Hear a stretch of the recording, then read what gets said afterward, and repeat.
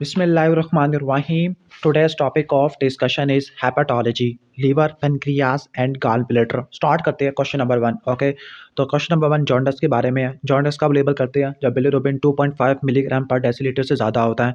Okay, और जो हाइपरबिलिरुबिनीमिया होता है ये स्किन में इसके अलावा स्क्लेरा में जाके डिपॉजिट हो जाता है. ठीक है, ओके, स्किन में म्यूकस मेम्ब्रेन में और स्क्लेरा में जाके डिपॉजिट हो जाता है, तब उसको जॉन्डिस कहते हैं. ठीक है, अब देखो बिलिरुबिन के लेवल ज़्यादा है, ईएलटी और ईएसटी के लेवल भी आपको ज़्यादा देखने को मिल रहा है. नॉर्मली ये 40 या 30 तक होते हैं ईएसटी ईएलटी. ठीक है, ओके, और ईएलपी का लेवल ये भी काफ़ी ज़्यादा है. ओके, बल्कि ये नहीं, ईएलपी शायद थोड़ा नॉर्मल है. Okay, what are the differential diagnosis for this jaundice है. ओके, तो इसमें डिफरेंशियल डायग्नोसिस में लिखा हुआ है वायरल हेपेटाइटिस. ओके, और रोटर सिंड्रोम. ओके, ठीक हो गया. पहले तो आपने ये देखना है कि मसला हेपाटोसाइट्स के अंदर पड़ा हुआ है, that is why EST ELT elevated है. तो वायरल हेपेटाइटिस होता है और रोटर सिंड्रोम होता है. ओके, सही हो गया, क्लियर.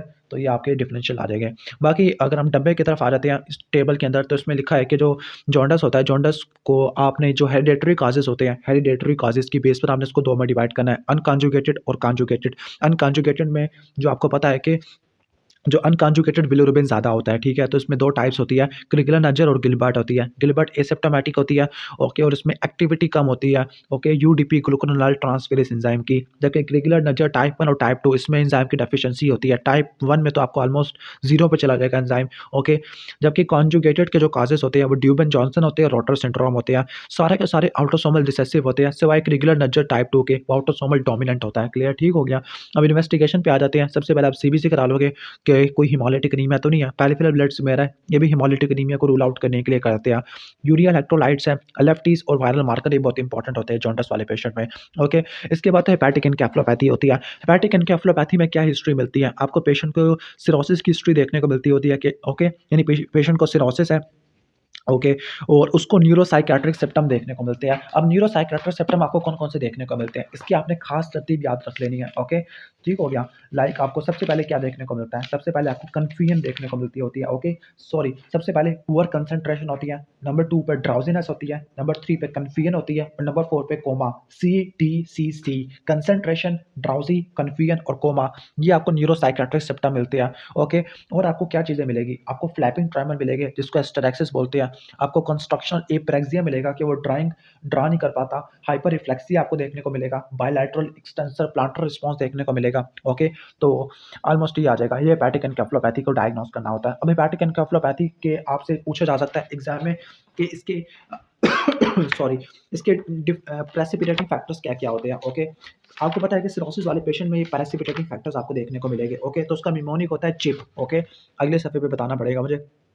चिप है, चिप. सी से कॉन्स्टिपेशन है, एच से हाइपोकलीमिया होता है, आई से इन्फेक्शन होता है और पी से आपको पोर्टोसिस्टामिक शंटिंग या प्रोटीन लॉडिंग भी होती है. इसके अलावा आपने कुछ ड्रग्स भी याद रख लेनी है. लाइक आपकी कौन कौन सी ड्रग होती है? ओके, लाइक एंटी डिप्रेसेंट्स है. ओके, और आपकी डिहाइड्रेशन है, लाइक इंक्लूडिंग डायूरेटिक्स है. डिहाइड्रेशन और ड्रग्स है, इसके अलावा चिप, इसको रट्टा मार लेना. क्लियर. अब हम आ जाते हैं इसके मैनेजमेंट के अंदर. अब ये जो होता है ना डायग्नोस होता है हेपेटिक एनकेफेलोपैथी का, वो आपका मेनली होता है क्लिनिकली होता है. आप इलेक्ट्रोएन्सेफलोग्राफी कराओगे, उसमें अल्फा वेव स्लो पड़ जाएगी और डेल्टा वेव आना शुरू हो जाएगी. ट्राइफेजिक पैटर्न देखने को मिलता है और अमोनिया का लेवल ज़्यादा होता है. ट्रीटमेंट के अंदर आपने रिससिटेट करना है, ABCD को मेंटेन करना होता है, प्रोटीन की रिस्ट्रिक्शन को और आपने डिहाइड्रेशन को आपने ट्रीट करना होता है. और सबसे इंपॉर्टेंट है, 3 चीज़ें याद करनी है, लैक्टोलोज, रिफेक्सिमिन और नियोमाइसिन है. और अगर क्रॉनिक लीवर फेलियर है तो आपने लीवर ट्रांसप्लांटेशन करनी होती है.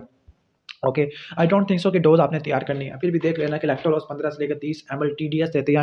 मैकेनिज्म ऑफ एक्शन, जो लैक्टोलॉस होती है, ये ऑस्मोटिक लैक्सेटिव होती है. ये कोलोन की पीएच को कम कर देती है. जब कोलोन की पीएच कम हो जाएगी तो अमोनिया की फॉर्मेशन होगी. जब अमोनिया की फॉर्मेशन होगी, वो अमोनिया में कन्वर्ट नहीं होगा बल्कि सिर्फ अमोनिया बनेगा और अमोनिया की रीअब्जॉर्प्शन नहीं हो पाएगी. ठीक हो गया. ओके, तो कोलोन की पीएच को कम कर देती है और अमोनिया की कहने का मतलब है रीअब्जॉर्प्शन को इनहिबिट कर देती है. क्लियर, ठीक हो गया. ओके, यानी अमोनिया की अब्जॉर्प्शन नहीं हो पाएगी. जबकि रिफेक्सिमिन क्या करती है? ये बैक्टीरियल कंटेंट को कम कर देती है कोलोन के अंदर. ओके, इसके बाद नेक्स्ट आगे चलते हैं.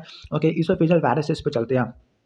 ओके, अब इसोफेजियल वायरसेस में आपको अपर जीआई ब्लीड की हिस्ट्री मिलती होती है और साथ में आपको सिरोसिस के भी कुछ पॉइंट्स मिलेंगे. फॉर एग्जांपल पाल्मर एरिथेमा लिखा हुआ है. ओके, और पॉजिटिव फ्लूइड थ्रेलासाइटिस है. तो ये एक्यूट वेरिसिकल ब्लीडिंग होती है due to portal hypertension. Sorry for disturbance. अब हम इसके मैनेजमेंट पढ़ लेते हैं। मैनेजमेंट के अंदर आपने क्या करना है, मैनेजमेंट के अंदर आपने इसके कुछ स्टेप्स बनाने हैं। सबसे पहले आपने रिससिटेट करना है, आईवी फ्लूइड्स दिया, ओके, और आपने कहने का मतलब है आईवी फ्लूइड्स दिया, एंटीबायोटिक्स दे दिया आपने प्रोफिलैक्टिकली, ओके, कुछ आपने ब्लड इन्वेस्टिगेशन के लिए भेजा। तो सबसे पहले हेडिंग बनेगी रिससिटेशन की। नंबर 2 फार्माकोलॉजिकल मैनेजमेंट की हेडिंग बनेगी। फार्माकोलॉजिकल के अंदर आप ड्रग इस्तेमाल कर लोगे, वो अगर टर्लीप्रेसिन होगा, दूसरा आपकी ड्रग आ जाएगी लाइक ऑक्ट्रियोटाइड है। टर्लीप्रेसिन और ऑक्ट्रियोटाइड है, ये क्या करती है, ये पोर्टल हाइपरटेंशन को कम कर देती है, क्लियर, पोर्टल प्रेशर को कम कर देती है। इसके बाद तीसरी हेडेक बनेगी एंडोस्कोपिक ट्रीटमेंट, जिसमें एंडोस्कोपिक बैंड लाइगेशन है और एंडोस्कोपिक स्क्लेरोथेरेपी होती है, क्लियर, सही हो गया, ओके। और जो बैंड लाइगेशन होती है इसमें इसोफेजियल परफोरेशन कम से कम होती है, और जो स्क्लेरोथेरेपी है इसमें इसोफेजियल परफोरेशन ज़्यादा होती है, ओके। इसके बाद नेक्स्ट आगे आ जाते हैं बैलून टेम्पोनाट। बैलून टेम्पोनाट पे आ जाएगा। बैलून टेम्पोनाट में जो ट्यूब इस्तेमाल करते हैं उस ट्यूब का नाम है सैंक्सटेकन ब्लैकमोर ट्यूब, और उस ट्यूब की क्या कॉम्प्लिकेशन होती है, एस्पायरेशन निमोनिया। और लास्ट में अगर किसी को रिकरेंट ब्लीडिंग हो रही है, ओके, सही हो गया, ओके, अब ब्लीडिंग नहीं रुक रही एंडोस्कोपिक ट्रीटमेंट के बावजूद भी, तो आपने टिप्स करना होता है। टिप्स क्या होता है, transjugular intrahepatic portosystemic shunting है, और इसकी कॉम्प्लिकेशन होती है हेपेटिक एनकेफेलोपैथी होती है, क्लियर। तो प्रिवेंशन ऑफ रिकरेंस या प्रिवेंशन के लिए क्या करना होता है, आपने बीटा ब्लॉकर प्रोपेनोलोल देना होता है, क्लियर, प्रोपेनोलोल नैंडोलोल देना होता है। एंडोस्कोपिक थेरेपी करोगे बैंड लाइगेशन या स्क्लेरोथेरेपी से, या फिर ट्रांस जुगुलर इंट्राहेपेटिक पोर्टोसिस्टेमिक शंटिंग करोगे, क्लियर, सही हो गया। इसके बाद हम आगे आ जाते हैं एक्यूट हेपेटिक फेल्योर के अंदर, ओके, सही हो गया। अब यहाँ पे थोड़ी सी मिस्टेक्स मिलेगी, मैं आपको बताता जाऊँगा आपको, ओके। तो एक्यूट हेपेटिक फेल्योर, वैसे एक्यूट हेपेटिक फेल्योर की एक कॉज हेपेटाइटिस भी होती है। आपने दो चीज़ों को मिक्स नहीं करना, एक्यूट हेपेटिक फेल्योर को और एक्यूट हेपेटाइटिस को। एक्यूट हेपेटिक फेल्योर होता क्या है, हेपेटिक एनकेफेलोपैथी जो कि हो रही है sudden severe impairment of liver function की वजह से, ओके। तो बुक की डेफिनेशन ये होती है, ठीक है।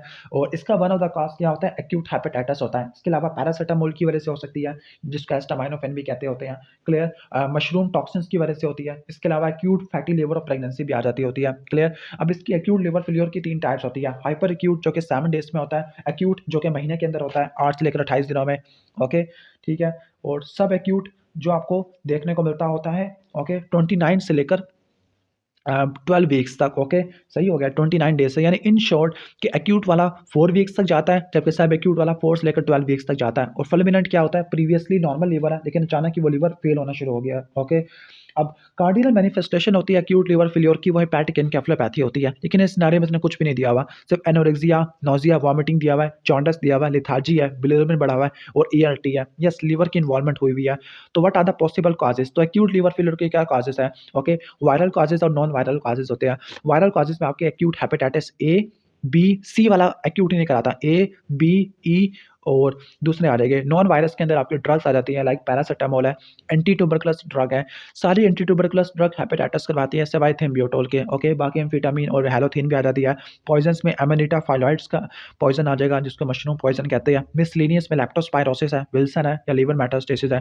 ट्रीटमेंट के अंदर क्या होता है, ट्रीटमेंट इसकी हमेशा क्या होती है, कंजर्वेटिव मैनेजमेंट होती है। कंजर्वेटिव मैनेजमेंट में क्या होता है, हॉस्पिटलाइज करना होता है, एडमिशन करना होता है अपने पेशेंट को, क्लियर, ठीक है।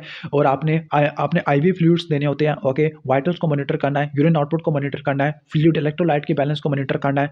ग्लूकोज को आपने ओरली, आईवी या एनजी से देना होता है। स्पेसिफिक के अंदर आपने एन-एसिटाइलसिस्टीन देना है, okay. Artificial liver support advice देनी होती है, क्लियर, सही हो गया, ओके। और अगर हेपेटाइटिस बी है तो न्यूक्लियोसाइड्स दे दोगे। ऑटोइम्यून हेपेटाइटिस है तो आप कॉर्टिकोस्टेरॉइड दे दोगे। अगर विल्सन है तो चिलेशन थेरेपी दे दोगे। अगर हर्पीस सिम्प्लेक्स है तो आईवी साइक्लोविर दे दोगे, क्लियर। इसके अलावा अगर कोई लीवर फेल्योर है तो आप हेपेटिक ट्रांसप्लांटेशन कर दोगे। अगर हाइपोग्लाइसीमिया है तो डेक्सट्रोज दे दोगे, क्लियर, सही हो गया।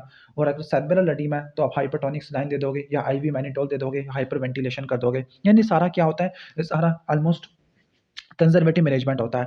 और मोस्ट डेडली कॉम्प्लिकेशन क्या होती है, okay, cerebral oedema, okay, leading to hepatic encephalopathy. और हेपेटिक एनकेफेलोपैथी कार्डिनल फीचर होता है, ओके, जो कि एक्यूट हेपेटिक फेल्योर में आपको देखने को मिलता होता है, क्लियर। इसके बाद नेक्स्ट आ जाते हैं एक्यूट लीवर फेल्योर की क्या कॉम्प्लिकेशन होती है, वही बता दिया। हेपेटिक एनकेफेलोपैथी होती है, सेरेब्रल एडीमा आपको देखने को मिल सकता होता है, क्लियर। हाइपोग्लाइसीमिया होता है क्योंकि लीवर ने ग्लूकोज की प्रोडक्शन करनी होती है, क्लियर।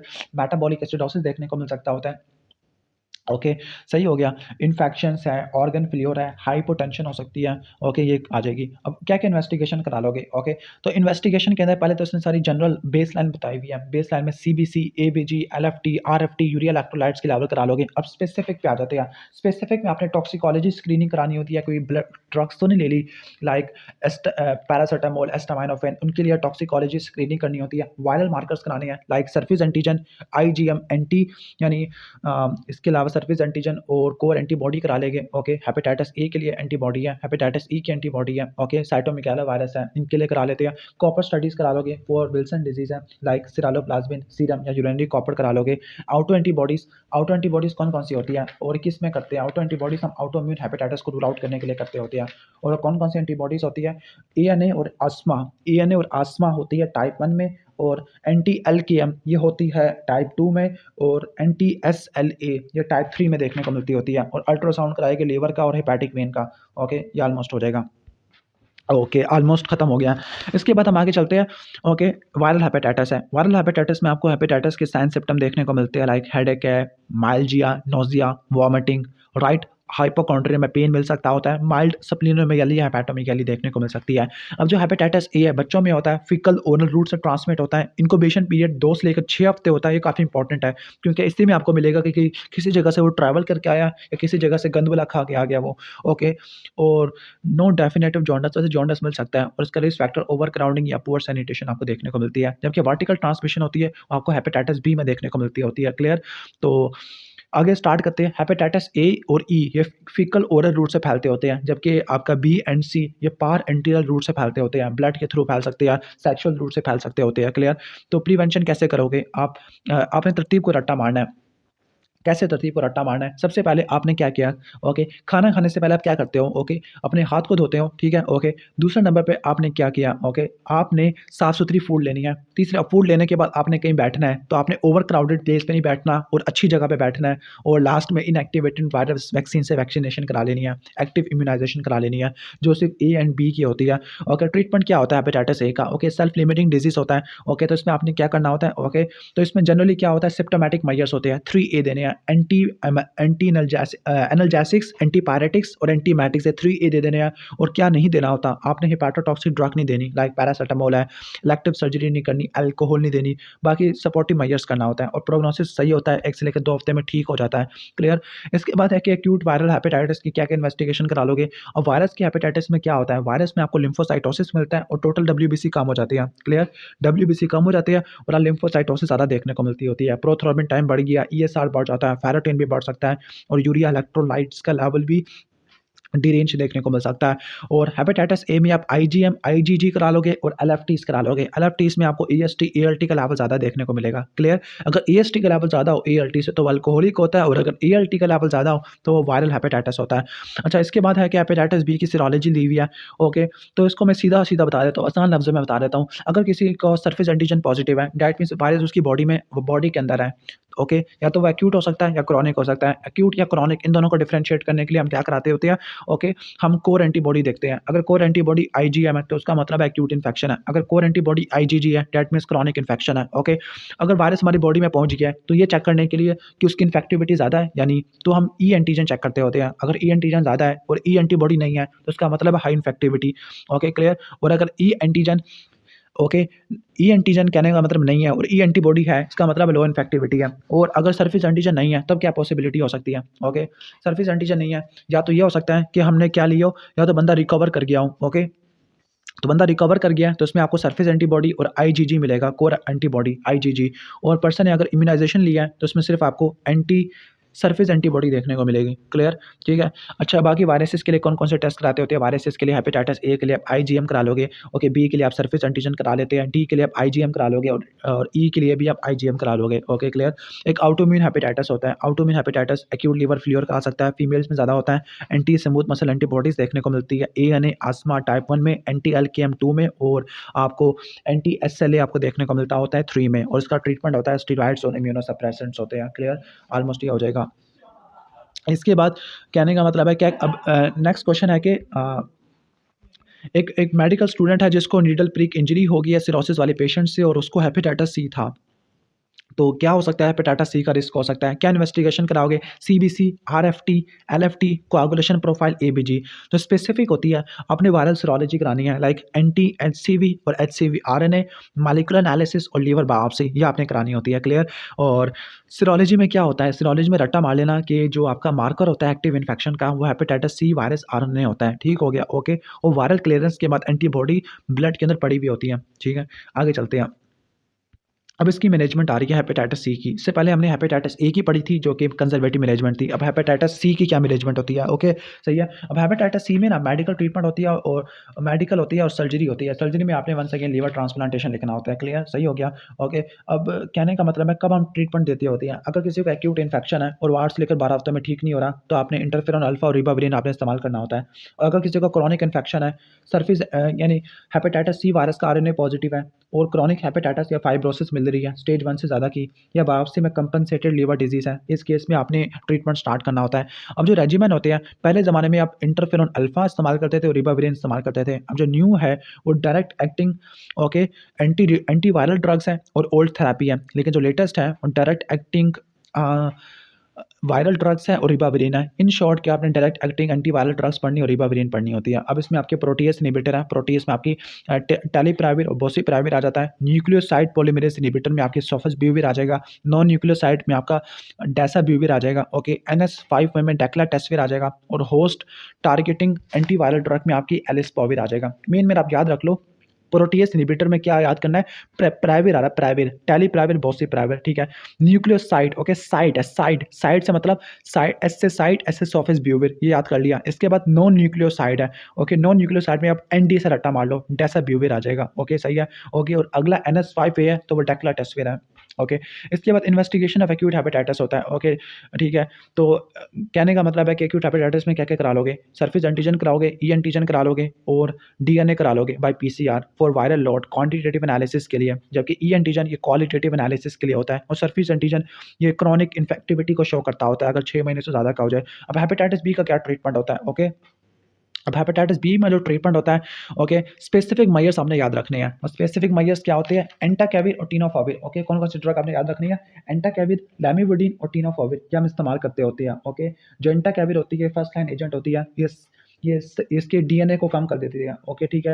एंटाकेविर है, टिनोफाविर ज़्यादा पोटेंट होती है। ठीक है, और लैमिवुडीन रट्टा मार लेना है। इसके अलावा पिगालेटेड इंटरफेरॉन अल्फा ये भी इस्तेमाल कर सकते हैं, लेकिन पिगालेटेड इंटरफेरॉन अल्फा सिरोसिस वाले पेशेंट में कभी भी नहीं देने। इसके बाद पायोजेनिक लीवर एब्सेस है। पायोजेनिक लीवर एब्सेस में मैंने बताया था कि अगर शार्कोट ट्राइड हो और आपको डायबिटीज़ या इम्यूनो कॉम्प्रोमाइज़ पेशेंट हो, तो आपको शार्कोट ट्राइड से क्या साबित करना है? पायोजेनिक लीवर एब्सेस है। अगर गाल स्टोन प्लस शार्कोट ट्राइड आ जाए तो एक्यूट कोलेंजाइटिस आ जाता है। क्लियर? ऑलमोस्ट ये हो जाएगा।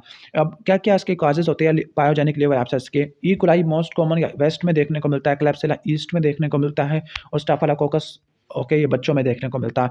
अब क्या-क्या इन्वेस्टिगेशन करा लोगे? सीबीसी कराओगे, इसमें आपको ल्यूकोसाइटोसिस मिलेगा। एलएफटीज़ करा लोगे, एएलपी का लेवल ज़्यादा होगा, एल्ब्यूमिन के लेवल कम होगा, ब्लड कल्चर करा लोगे। मेन जो इन्वेस्टिगेशन है चॉइस होती है, आपने क्या करनी है? नीडल एस्पिरेशन करनी है। ओके, नीडल एस्पिरेशन ऑफ पस अंडर अल्ट्रासाउंड और सीटी स्कैन गाइडेड है। ओके, नीडल पस एस्पिरेशन फॉर कल्चर सेंसिटिविटी है। इसके अलावा लीवर इमेजिंग करा लोगे। क्लियर? ठीक हो गया। अब इसका ट्रीटमेंट क्या होता है? पायोजेनिक है, बैक्टीरिया की वजह से, या ई कोलाई, क्लेब्सिला या स्टाफिलोकोकस है, तो आपने MAG देना होता है। ओके, MAG, मेट्रोनिडाज़ोल, अमोक्सिलिन और जेंटामाइसिन देना होता है। इसके अलावा अल्ट्रासाउंड गाइडेड एस्पिरेशन करनी होती है अगर एंटीबायोटिक रेजिस्टेंट केस है। अल्ट्रासाउंड गाइडेड एस्पिरेशन कर सकते हैं, या बिलियरी ड्रेनेज कर सकते हैं, या सर्जिकल एब्सेस ड्रेनेज कर सकते हैं, या लीवर की रिसेक्शन कर देते हैं। क्लियर? इसके बाद आ जाते हैं non alcoholic fatty liver disease में। अब non alcoholic fatty liver disease आपको मेटाबॉलिक सिंड्रोम वाले पेशेंट में देखने को मिलता है। मेटाबॉलिक सिंड्रोम में आपने याद करना है कि सेंट्रल ओबेसिटी होती है, हाइपरटेंशन, और आपको क्या देखने को मिलता है? हाइपरटेंशन देखने को मिलता है। इसके अलावा आपको इंसुलिन इंटॉलरेंस देखने को मिलती होती है, इम्पेयर्ड ग्लूकोज इंटॉलरेंस होती है। ओके, इसके अलावा डिस्लिपिडीमिया होता है। डिस्लिपिडीमिया में टैग का लेवल ज़्यादा होता है और एचडीएल का लेवल कम होता है। इन शॉर्ट, अगर मेटाबॉलिक सिंड्रोम वाली हिस्ट्री है, मोटा मोटा कोई बंदा है, ठीक है, ओके, और उसमें लीवर की इन्वॉल्वमेंट हो रही है, लाइक राइट अपर क्वाड्रेंट में डिस्कम्फर्ट है, हेपेटोमेगाली है, ओके, तो आपने लेबल कर देना है उसको non alcoholic fatty liver disease है। लाइक इस सिनेरियो में देखो, टैग का लेवल बढ़ गया, कोलेस्ट्रॉल का लेवल बढ़ गया, तो ये non alcoholic fatty liver disease होता है। ठीक है, और ये नाश करवा सकता है। नॉन अल्कोहलिक स्टीटोहेपेटाइटिस होता है। प्रिंसिपल कॉजेज़ में सेडेंटरी लाइफस्टाइल होता है, या आपके डाइटरी पैटर्न होते हैं, लाइक आप फैट ज़्यादा लेते हैं, ओके, ओबेसिटी है, इंसुलिन रेजिस्टेंस है। अब मैनेजमेंट में आ जाते हैं। मैनेजमेंट में नॉन फार्माकोलॉजिकल, फार्माकोलॉजिकल है। नॉन फार्माकोलॉजिकल में आपने स्ट्रेस को अवॉइड करना होता है, हाइपरटेंशन को कंट्रोल करना है, वेट को कंट्रोल करना होता है, एक्सरसाइज करनी होती है, ओके, डाइटरी थेरेपी करनी होती है। इसके अलावा बेरियाट्रिक सर्जरी भी कर सकते हैं। फार्माकोलॉजिकल के अंदर आपने मेटाबॉलिक डिसऑर्डर को ठीक करना है, स्टैटिन्स वाले के लिए। फॉर एग्जांपल अगर डिसलिपिडीमिया है तो आप स्टैटिन्स ले लोगे, ओके, और फाइब्रेट्स ले लोगे आप, ठीक है। और अगर कहने का मतलब हाइपरटेंशन है, हाइपरटेंशन के लिए आप एआरबीस ले लोगे, लाइक लोसार्टिन ले लोगे। और अगर मैंने बताया था इसमें और क्या चीज़ आपको देखने को मिलती है, और आपको इम्पेयर्ड ग्लूकोज टॉलरेंस होता है तो उसके लिए पीओग्लूटाजोन इस्तेमाल कर लो, और हाई डोज विटामिन ई ले लो। सर्जरी में 1 सेकंड लिवर ट्रांसप्लांटेशन है फॉर एंड स्टेज सिरोसिस के लिए, ओके, ठीक है। अब इसके बाद इन्वेस्टिगेशन क्या क्या करा लोगे। अच्छा, एक बात रट्टा मार लेना, इसमें ईएसटी और ईएलटी की जो रेशो होती है ना वो 1 से कम होती है, ओके, लेकिन ये रेशो बढ़ना शुरू हो जाती है जब फाइब्रोसिस एडवांस हो जाती है। अगर ईएसटी और ईएलटी की रेशो 1 से ज़्यादा हो तो अल्कोहलिक फैटी लिवर डिजीज होता है। 1 सेकंड फेरेटिन बढ़ सकता है और ईएनए का टाइटर कम हो जाएगा। बाकी इमेजिंग में आप X ray, ultrasound, CT scan, MRI ले सकते हो, और जो कंफर्मेटरी होती है वो लीवर बायोप्सी होती है, ओके। इसके बाद हेपाटोसेलुलर कार्सिनोमा के अंदर आ जाती है। इसमें एज 50 साल से ऊपर होती है। राइट हाइपोकॉन्ड्रिया में पेन देखने को मिलेगा जो कि राइट शोल्डर में रेडिएट कर रहा है, डैट मीन्स के लीवर या गाल ब्लैडर का डिजीज़ है। वेट लॉस है, और इसको हेपेटाइटिस सी की हिस्ट्री दी हुई है। देखो, रिबाविरिन और इंटरफेरोन हेपेटाइटिस सी के लिए इस्तेमाल करते होते हैं, ठीक है। तो डीडी के अंदर आपका हेपाटोसेलुलर कार्सिनोमा आ जाएगा, एडवांस सिरोसिस आ जाएगा, या उसने पायोजेनिक लीवर एब्सेस भी इंक्लूड ही कर दिया है, ओके, पेनक्रेटाइटिस। इन्वेस्टिगेशन में आप क्या क्या करा लोगे, पहले तो बेस लाइन करा लोगे, CBC, ESR, CRP, LFT, RFT आ जाएगा। उसके बाद सीरम मार्कर करा लोगे। अब जो कैंसर के लिए अल्फा फीटोप्रोटीन होता है, इसके अलावा एल्फ्यूकिडेस और माइक्रो आरएनए है। इमेजिंग के अंदर जो बेस्ट इन्वेस्टिगेशन होती है हेपेटोसेलुलर कार्सिनोमा में, वो ट्राइफेजिक सीटी स्कैन होता है विद कॉन्ट्रास्ट, ओके, और एमआरआई भी करा सकते हैं। बाकी लीवर बायोप्सी और एलएफटीज है। ट्रीटमेंट के अंदर लीवर बायोप्सी वैसे लेते नहीं है, ओके। ट्रीटमेंट के अंदर सर्जिकल के अंदर क्या होगा, हेपेटिक रिसेक्शन होगी, ओके, हेपेटेक्टमी करेंगे, पार्शियल या टोटल हेपेटेक्टमी करोगे। और नॉन सर्जरी के अंदर क्या हो सकता है, परक्यूटेनियस थेरेपी दे सकते हैं, लाइक एथेनॉल की दे सकते हैं, ओके, या फिर रेडियो फ्रीक्वेंसी एब्लेशन कर सकते हैं। ये 3 सेंटीमीटर नोड्यूल के लिए करते हैं। ट्रांस आर्टीरियल कीमो एम्बोलाइजेशन है, या कीमोथेरेपी में सोराफिनिब इस्तेमाल करते हैं, ओके, ठीक हो गया। इसके बाद प्राइमरी बिलियरी सिरोसिस है। 30 साल की या 30 साल से ऊपर वाली फीमेल होगी, उसमें पहले प्रूराइटिस होगा, प्रूराइटिस की वजह से पूरी बॉडी में स्क्रैच मार्क्स होंगे, और हाइपरलिपिडीमिया होगा, लाइक ज़ेंथिलिस्मा होगा, ओके, पाल्पेबल हेपेटोसेफलिनोमेगाली होगी। राइट अपर क्वाड्रेंट में पेन आपको देखने को मिल सकता है, बोन पेन, फ्रैक्चर्स, और सबसे इंपॉर्टेंट चीज़ जो याद रखना है, प्रूराइटिस, ज़ेंथिलिस्मा और एंटी माइटोकॉन्ड्रियल एंटीबॉडी है, ओके, और ये ऑटोइम्यून डिजीज होता है। तो ये प्राइमरी बिलियरी सिरोसिस होता है। अब प्राइमरी बिलियरी सिरोसिस को आपने डिफरेंशिएट करना है प्राइमरी स्क्लेरोसिस कोलाइटिस से। प्राइमरी बिलियरी सिरोसिस में ना आपको डिस्ट्रक्शन होती है इंट्राहिपैटिक बिलियरी डक्ट की, जबकि प्राइमरी स्क्लेरोसिस कोलाइटिस इंट्रा और एक्स्ट्रा दोनों को इन्वॉल्व करता है। प्राइमरी बिलियरी सिरोसिस दूसरे ऑटोइम्यून डिजीज से एसोसिएटेड होता है, ओके, लाइक शॉगरेन सिंड्रोम है और अल्सरेटिव कोलाइटिस है। Okay, sorry for interruption. हम ये बता रहे थे कि प्राइमरी बिलियरी सिरोसिस में इंट्राहेपेटिक बिलियरी डक्ट की डिस्ट्रक्शन होती है, और प्राइमरी स्क्लेरोसिस कोलाइटिस में इंट्रा और एक्स्ट्रा दोनों की इन्वॉल्वमेंट होती है। प्राइमरी बिलियरी सिरोसिस दूसरे ऑटोइम्यून डिजीज के साथ एसोसिएटेड होता है, लाइक शॉगरेन सिंड्रोम, जबकि primary sclerosis colitis ulcerative colitis से एसोसिएटेड होता है। दैट इज वाई इसमें पीएन का होती है, जबकि प्राइमरी बिलियरी सिरोसिस में एंटी माइटोकॉन्ड्रियल एंटीबॉडी होती है। प्राइमरी बिलियरी सिरोसिस आपको फीमेल में ज़्यादा देखने को मिलता है, ओके, और इसमें एंटी माइटोकॉन्ड्रियल एंटीबॉडी होती है। जबकि प्राइमरी स्क्लेरोसिस कोलाइटिस की जो इन्वेस्टिगेशन और चॉइस है वो ईआरसीपी, एमआरसीपी होती है, और इसमें पीएन का होती है। प्राइमरी बिलियरी सिरोसिस में आप उर्सोडिऑक्सीकोलिक एसिड इस्तेमाल करेंगे, जबकि प्राइमरी स्क्लेरोसिस कोलाइटिस में आप ईआरसीपी से ट्रीटमेंट दोगे या लीवर ट्रांसप्लांटेशन कर दोगे, ओके। तो प्राइमरी बिलियरी सिरोसिस में आप क्या क्या करा लोगे, पहले तो सीबीसी करा लोगे, ओके, और बेस लाइन्स करा लोगे। एलएफटी में आपको स्पेसिफिकली ईएलपी के अलावा ज़्यादा देखने को मिलेगा, और जीजीटी के अलावा ज़्यादा देखने को मिलेगा। सबसे इंपॉर्टेंट है सीरोलॉजी। सीरोलॉजी में एंटी माइटोकॉन्ड्रियल एंटीबॉडी, एएनए, आसमा भी मिल सकती है, ओके, और आईजीएम भी मिल सकती है, ओके, सीरम आईजीएम भी, और सीरम ईएलपी का लेवल ज़्यादा हो सकता है जो कि कोलिस्टेसिस को शो करता है, क्लियर। इमेजिंग के अंदर आप अल्ट्रासाउंड कराओगे और एमआरसीपी, ईआरसीपी करा लोगे और लीवर बायोप्सी करा लोगे। मेडिकल ट्रीटमेंट के अंदर क्या होगा, मेडिकल ट्रीटमेंट के अंदर आपने सबसे पहले तो फैट सॉल्युबल विटामिन्स की सप्लीमेंटेशन देनी होती है। क्यों? क्योंकि इसमें स्टीटोरिया होता है, ओके, बाइल प्रोड्यूस नहीं हो रहा होता due to destruction of intrahepatic biliary duct, और आपने बाइल के फ्लो को बढ़ाना है तो आप उर्सोडिऑक्सीकोलिक एसिड करोगे। उर्सोडिऑक्सीकोलिक एसिड और ओबैटिक कोलिक एसिड ये बाइल के फ्लो को बढ़ा देती है। और अगर प्रूराइटिस है तो आपने कोलिस्ट्राइमिन इस्तेमाल करना है, यूवी लाइट इस्तेमाल करनी है। इसके अलावा नाल्ट्रिक्सोन और प्लाज्मा फेरेसिस, लेकिन मेन रट्टा मार लेना, प्रूराइटिस के लिए कोलिस्ट्राइमिन और यूवी लाइट होती है, जबकि बाइल के फ्लो को बढ़ाने के लिए उर्सोडिऑक्सीकोलिक एसिड होती है, ओके, क्लियर। अब कहती है कि प्राइमरी बिलियरी सिरोसिस वाले पेशेंट में वर्टिब्रल कोलैप्स फ्रैक्चर क्यों हो गया, ऑस्टियोपोरोसिस प्रोसेस की वजह से कि प्राइमरी बिलियरी सिरोसिस है, फैट सॉल्युबल विटामिन की मैल एब्जॉर्प्शन हुई है, विटामिन डी एब्जॉर्ब नहीं हुआ, ऑस्टियोपोरोसिस हुआ, वर्टिब्रल कोलैप्स हो गया। Okay, and what are the complications of primary biliary cirrhosis? तो इसमें क्या हो सकता है, लीवर की सिरोसिस हो सकती है। ओके, लाइक पोर्टल हाइपरटेंशन है। इसके अलावा विटामिन डी की एब्जॉर्प्शन नहीं हो पा रही तो ऑस्टियोमलेशिया, ऑस्टियोपोरोसिस हो जाएगी। विटामिन ई की एब्जॉर्प्शन नहीं हो पा रही तो इसकी वजह से क्या होगा, पोलीन्यूरोपैथी हो जाएगी और सिरोसिस की वजह से कैंसर हो जाएगा। क्लियर? और DDs of primary biliary cirrhosis. Okay, DDs of primary biliary cirrhosis है तो इसमें आपको प्राइमरी स्क्लेरोसिस कोलेंजाइटिस ऐड कर लो आप, कोलीलिथियासिस, गाल ब्लैडर का स्टोन है, एक्यूट वायरल हेपेटाइटिस या पोस्ट हिपैटिक जॉन्डिस। ओके, ठीक हो गया। ओके, यानी सारे ऑब्स्ट्रक्टिव जॉन्डिस वाले डीडी बताए गए। ओके, अब आ जाते हैं हीमोक्रोमेटोसिस के अंदर। हीमोक्रोमेटोसिस के अंदर क्लासिकल ट्राइड होता है, bronze diabetes, bronze skin pigmentation, hepatosplenomegaly, hypogonadism भी हो सकता है, joint pain, aminuria, jaundice, ascites, ये आपको देखने को मिल सकता होता है। क्लियर? सही है। तो ये हीमोक्रोमेटोसिस का सिनेरियो आ जाएगा और हीमोक्रोमेटोसिस सप्ली में भी आया। Cause of death in haemochromatosis तो hepatocellular carcinoma due to cirrhosis. अब हीमोक्रोमेटोसिस प्राइमरी हो सकती है एचएफई जीन की म्यूटेशन की वजह से, या सेकेंडरी हो सकती है थैलासीमिया वाले पेशेंट पे। तो आप सीरम आयरन प्रोफाइल कराओगे, सीरम आयरन प्रोफाइल में याद कर लेना कि हीमोक्रोमेटोसिस में क्या होगा, एक चीज़ कम हो जाएगी, वो है total iron binding capacity. Okay, जबकि 3 चीज़ें बढ़ जाएगी, आयरन, फेरेटिन और plasma iron binding capacity. Okay, ठीक है ठीक है, यानी जो सैचुरेशन सॉरी ट्रांसक्रिप्शन की सैचुरेशन वो बढ़ जाती होती है। क्लियर? और एलएफटी डिरेंज होती है। जेनेटिक टेस्टिंग आप C282Y की कराओगे और H63D की करा लोगे। ओके, और वंस अगेन आप लीवर की बायोप्सी करा लोगे, लीवर की बायोप्सी में आपको आयरन मिलेगा, पेरीपोर्टल हिपैटोसाइट्स में फाइब्रोसिस मिल सकती है और हिपैटिक आयरन इंडेक्स कराना है। और आपने स्क्रीनिंग करनी है सिबलिंग्स की। कैसे करोगे? HFE जीन की म्यूटेशन चेक करोगे। ट्रीटमेंट क्या होगा? ट्रीटमेंट में ये सॉरी डाइटरी प्रिकॉशन क्या होगा? डाइटरी प्रिकॉशन है कि आपने आयरन की डाइट को कम कर देना है और जो आपने ऐसे ड्रग इस्तेमाल करनी है या ऐसे एजेंट इस्तेमाल करने हैं जो आयरन के एब्जॉर्प्शन को कम कर देते हैं। वो टी है, कैल्शियम है, फॉस्फेट और ऑक्सलेट आ जाता है। ठीक है? ओके, और आपने अल्कोहल को कम से कम लेना होता है, विटामिन सी नहीं लेना और सी फूड्स को नहीं लेना होता। ठीक है? Okay, and treatment of choice in haemochromatosis is phlebotomy. Okay, repeated venesection को फ्लेबोटमी कहते हैं।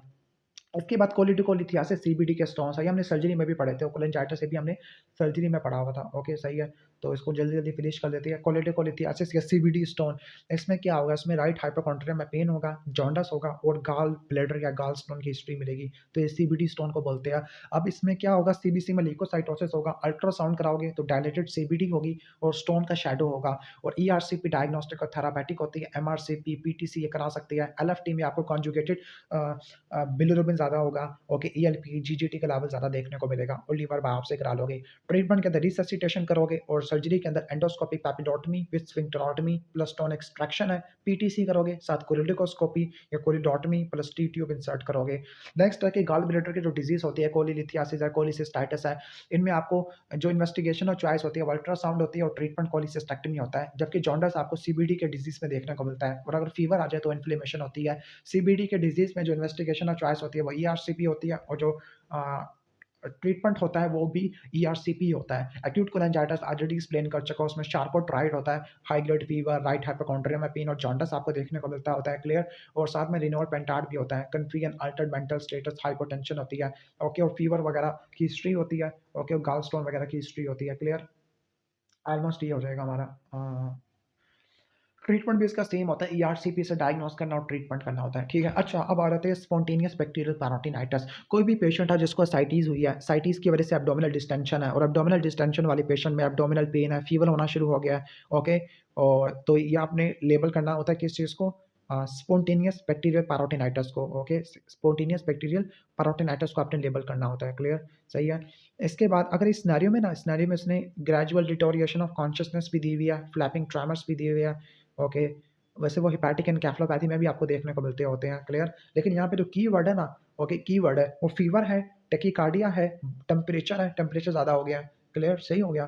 तो ये क्या इंडिकेट करता है, स्पॉन्टेनियस बैक्टीरियल पैरोटिनाइटिस। अब कैसे डेवलप हो गया है? नंबर 1, किसी पेशेंट को कॉम्प्लिकेटेड लीवर सिरोसिस होगा, साइटिस हुआ, साइटिस की वजह से जो ओके जो कहने का मतलब है मेसेंटेरिक लिम्फ नोड्स थे। ओके, सही है, वहाँ से बैक्टीरिया आ गया साइटिस के फ्लूइड में, ओके, यानी हेमाटोजिनस स्प्रेड से बैक्टीरिया साइटिस के फ्लूइड में आ गया और ये इसने एसबीपी करवा दिया। अब एसबीपी में जो most common cause of death होती है वो रीनल फेलियर होती है और most common cause of SBP spontaneous bacterial peritonitis, adult में ई. और बच्चों में स्ट्रेप्टोकोकस निमोनिया ही होता है।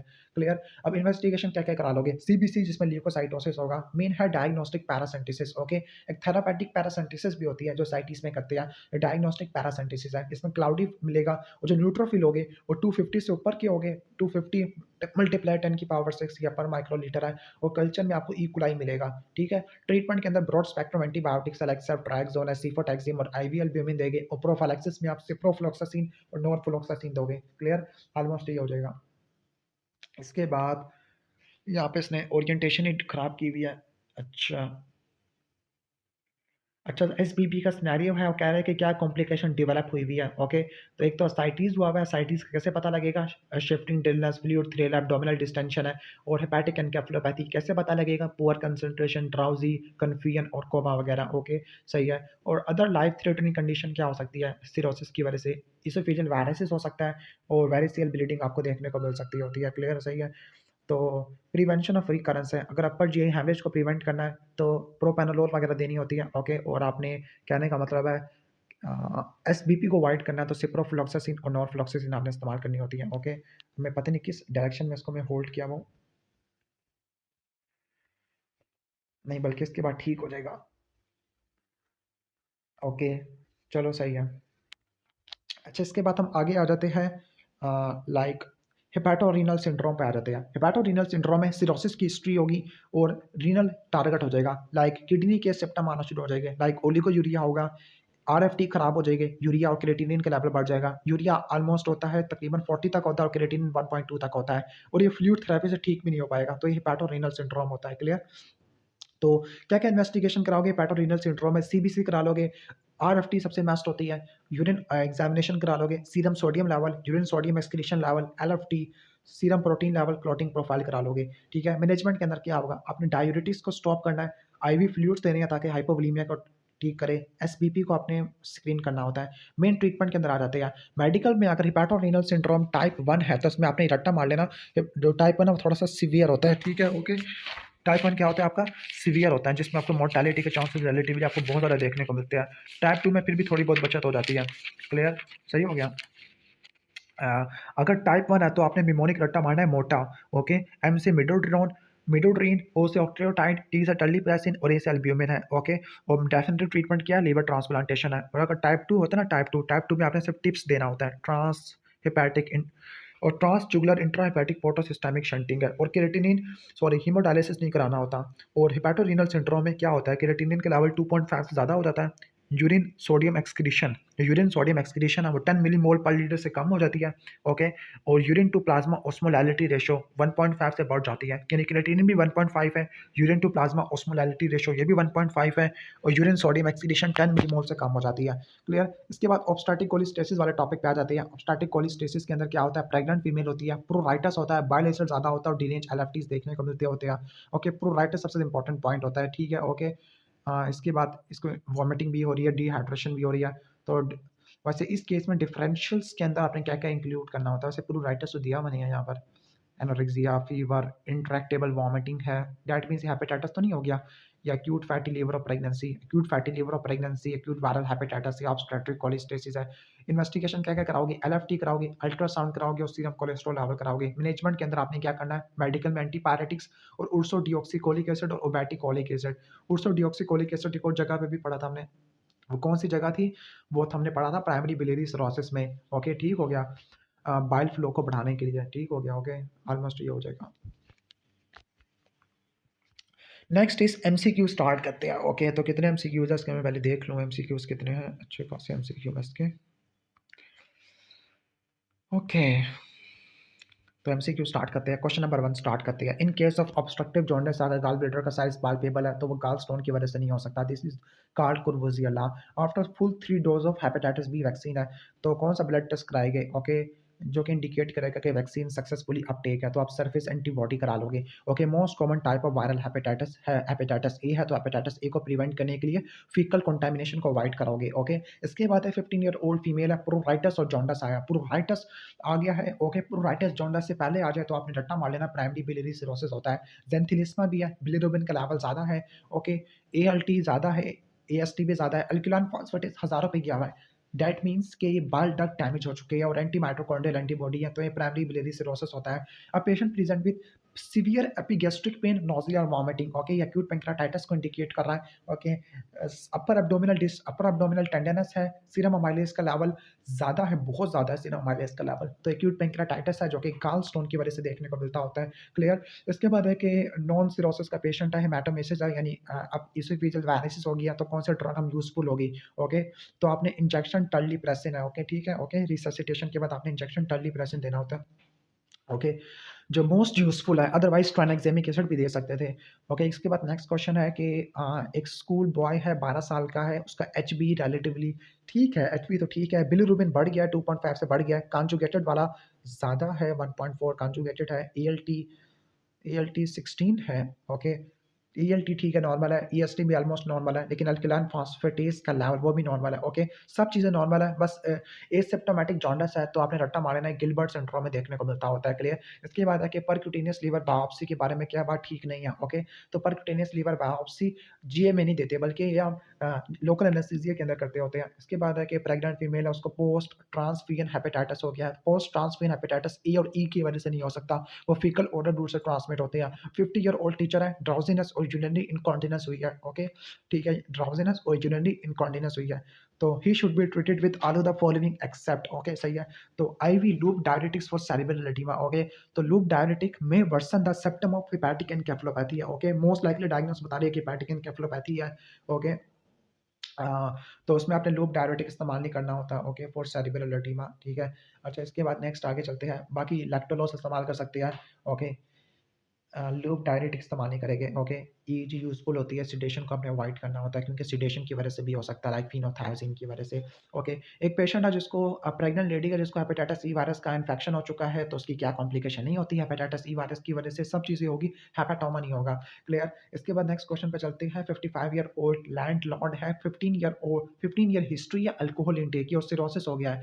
तो अल्कोहलिक सिरोसिस वाले में आपको क्या फाइंडिंग नहीं देखने को मिल सकती। ओके, गायनिकोमास्टिया, स्पायरोटिलेंजिक्टेसिया, क्लबिंग और पाल्मोलिथिमा सब होगा, डीवीटी नहीं देखने को मिल सकती। Okay, this is not a cause of portal hypertension. Portal hypertension pancreatitis की वजह से नहीं होती, बाकी सब कॉजेस की वजह से हो सकती है। क्लियर। इसके बाद नेक्स्ट आगे आ जाते हैं, लेकिन पेनक्रेटाइटिस की वजह से पोर्टल वेन थ्रोम्बोसिस हो सकती है, लेकिन वो रेयर होती है वैसे। ओके, आगे चलते हैं, क्वेश्चन नंबर 14 पे चलते हैं।